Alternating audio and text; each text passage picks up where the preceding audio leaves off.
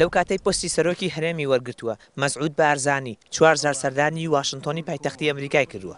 هەر 4 جارەکە بارزانی لە کۆشکی سپی پێشوازی لێکراوە، بەڵام باشترین پێشوازی لەلایەن جۆرج دەبلیو بوش سەرۆکی ئەو کاتی ئەمریکا بوو کە داوای لە بارزانی کردبوو بە جلوبەرگی کوردی سەردانی بکات.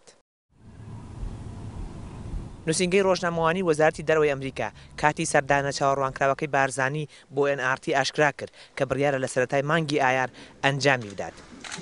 بارزانی پێشتر 3 جار لەلایەن باراک ئۆباماوە بانگهێشتی ئەمریکا کراوە، بەڵام تەنها 2 جار ئەو سەردانی ئەنجام داوە.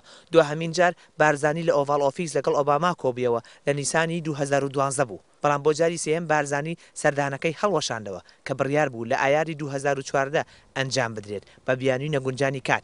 بەڵام میدیاکانی ئەمریکا ئەو کات هۆکاری دواخستنی سەردانەکەی بارزانیان بۆ پرسی ڤیزە و پۆلێنکردنی پارتەکەی بارزانی وەک گروپێکی تیرۆریستی بە پێی یاساکانی ئەمریکا گەڕاندەوە، بەڵام هەندێک لە شیکەرەوەکان دواخستنی سەردانەکەیان لەلایەن بارزانیەوە بۆ نیشاندانی نیگەرانی دەربارەی فشارەکانی کۆشکی سپی لەسەر هەولێر بوو بۆ ڕێکەوتن لەگەڵ بەغدا و مانەوە لە چوارچێوەی عێراقدا کە لەو کاتەدا پرسی جیابوونەوە لە عێراق پرسێکی گەرم بوو. مارینا ئۆتاوای توێژەر لە ناوەندی وەڵسن لە واشنتۆن و شارەزا لە کاروباری کورد پێی وایە کورد ناچارە بۆ ئەم 2 ساڵە مامەڵە لەگەڵ ئۆباما بکات، هەرچەندە سیاسەتەکانیشی بەدڵی ئەوان نەبێت چونکە ئەو ئێستا بەرپرسیاری یەکەمە لە پیادەکردنی سیاسەتی دەرەوەی ئەمریکا. ئیدارەی ئۆباما ماوەی 2 ساڵی تری ماوە، ئەو ماوەیەش زۆرە، بۆیە کورد حەزیان بەم ئیدارەیە هەبێت یاننا ئەوە ناچارن مامەڵەی لەگەڵ بکەن، چونکە ئەوە ئۆبامایە سیاسەتی وڵات دەردەکات و بڕیار بەدەست هەر ئەوە.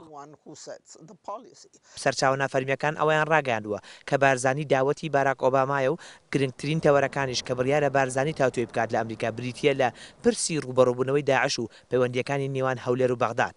بەڵام بڕیارە بارزانی پرسی وەرگرتنیچێکی قورس و زیادکردنی هاوکاری سەربازی بۆ هێزی پێشمەرگە لەگەڵ ئیدارەی ئۆباماش تاوتوێ بکات.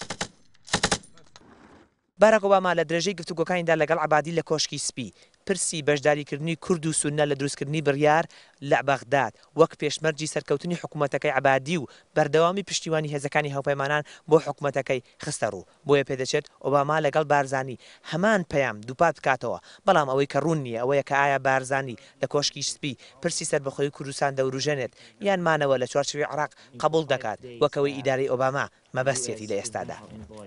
سەرکەوت شەمسەدین NRT Washington.